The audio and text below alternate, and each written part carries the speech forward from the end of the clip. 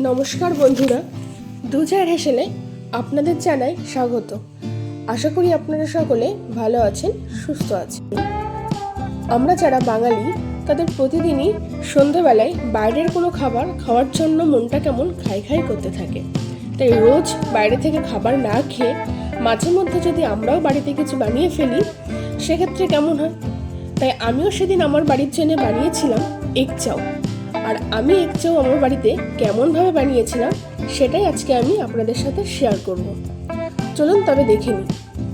এখানে আমি একটা কড়াই নিয়েছি, কড়াইয়ে বেশ কিছুটা জল দিয়েছি, আর জলের মধ্যে দিয়েছি একটু সাদা তেল আর দিয়েছি সামান্য লবণ। প্রথমে আমি চাউমিনটা সেদ্ধ বসিয়ে দেব।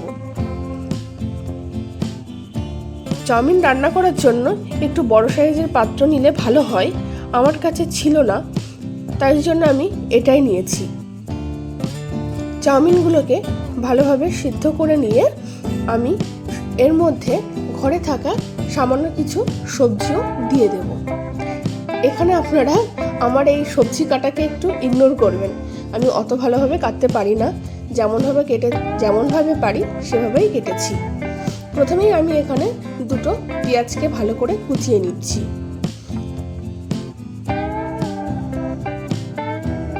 তার সাথে নিয়ে নেব বাঁধাকপি কুচি, গাজর কুচি আর ক্যাপসিকাম। আপনারা আপনাদের ইচ্ছে মতন এখানে সবজি দিতে পারেন। আমি এখানে দুটো পেঁয়াজ নিয়েছিলাম, আর ক্যাপসিকাম নিয়েছিলাম, গাজর নিয়েছিলাম আর বাঁধাকপি নিয়েছিলাম। এবার চাউমিনটা এদিকে ভালোভাবে সেদ্ধ হয়ে গেছে। এবার আমি চাউমিনটাকে ঢেলে দিয়ে একটা ফুটো করা গামলা নিয়েছি, তার মধ্যে ঢেলে দিয়ে এবার ঠান্ডা জল দিয়ে একটু ভালোভাবে ধুয়ে নেব। ভালোভাবে চাউমিনগুলো ধুয়ে নিয়ে ভালো করে জল ঝরানোর জন্য আমি এটাকে রেখে দেব।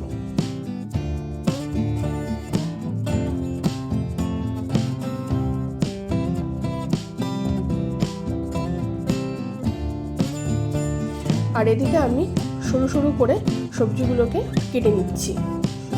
আপনারা আপনাদের পছন্দ মতো সবজি কেটে নিতে পারেন। এখানে আমি বাঁধাকপিগুলোকেও ছিঁড়ি ছিঁড়ি করে কেটে নিচ্ছি। বাঁধাকপিগুলো কাটা হয়ে গেলে আমি একটা গাজর নিয়ে নেব, সেটাকেও সরু সরু করে লম্বা লম্বা করে কেটে নেব। আমি আগেই বলেছি আমার সবজি কাটাকে আপনারা একটু ইগনোর করবেন, আমি অত ভালো সবজি কাটতে জানি না। এখানে আমি একটা গরম তাওয়া নিয়ে ওই চাউমিনগুলোকে আমি জাস্ট একটু রেখে দেব।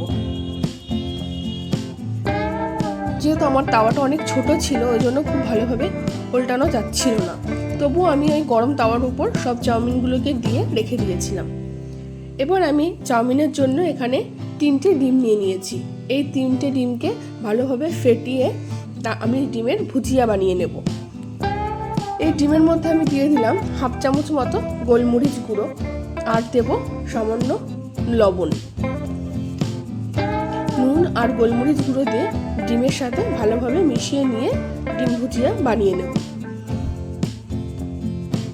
কড়াইটা গরম হয়ে আসলে এখানে পরিমাণ মতো সাদা তেল দিয়ে দিলাম, দিয়ে ডিমের গোলাটা ঢেলে দিলাম।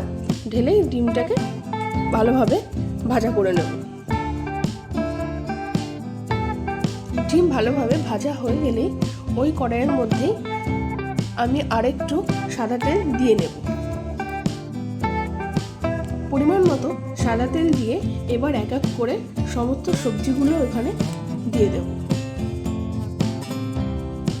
কেটে রাখা সব সবজিগুলো এখানে দিয়ে একবার ভালোভাবে নাড়াচাড়া করে নেব।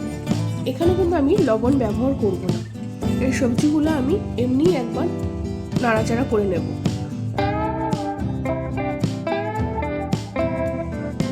সব সবজিকে ভালোভাবে মিশিয়ে নিয়ে এবার আপনারা আপনাদের ইচ্ছে মতন এখানে কাঁচা লঙ্কা কুচি দিতেও পারেন, নাও পারেন। আমি এখানে কয়েকটা কাঁচা লঙ্কা কুচি করে দিয়েছিলাম।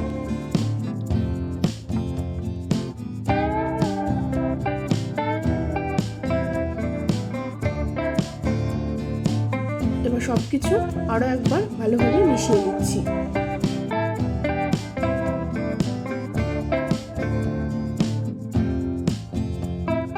সমস্ত চাউমিন সবজির সাথে দিয়ে ভালোভাবে অ্যাড করে দিতে হবে বা মিশিয়ে নিতে হবে। চাউমিন রান্নার জন্য একটু ছড়ানো টাইপের পাত্র হলেই বেশি ভালো হয়। যেহেতু আমার কাছে ছিল না, এই জন্য এর মধ্যেই আমি করে নিয়েছি। ভালোভাবে মিশিয়ে নেওয়া হয়ে গেলে এর মধ্যে আমি দিয়ে দেব একটু ডার্ক সয়া সস। এখানে আমি 2 মুটকি মতো ডার্ক সয়া সস ব্যবহার করেছি। এবার ডার্ক সয়া সস দেওয়ার পর আমি একবার ভালোভাবে মিশিয়ে নিয়ে এবার আগে থেকে যে ডিম ভুজিয়া করেছিলাম সেটাও এর মধ্যে মিশিয়ে নিলাম। আর এবার আমি এর উপর দিয়ে দেব একটু চাউমিনের মশলা। এই মশলাটা আপনারা যে কোনো মুদি দোকানে গিয়ে বললেই আপনারা পেয়ে যাবেন। এই মশলাটাতে লবণ দেওয়া থাকে, সেই জন্য আমি আলাদা করে এখানে আর লবণ ব্যবহার করিনি। এই মশলাটা দিয়ে একবার সব কিছুকে ভালোভাবে মিশিয়ে নেব। তৈরি হয়ে গেল আমাদের ঘরোয়া পদ্ধতিতে এগ চাউ। আপনাদের এই রেসিপিটি কেমন লাগলো অবশ্যই কমেন্ট করে জানাবেন, আর ভালো লাগলে লাইক এবং শেয়ার করে দেবেন।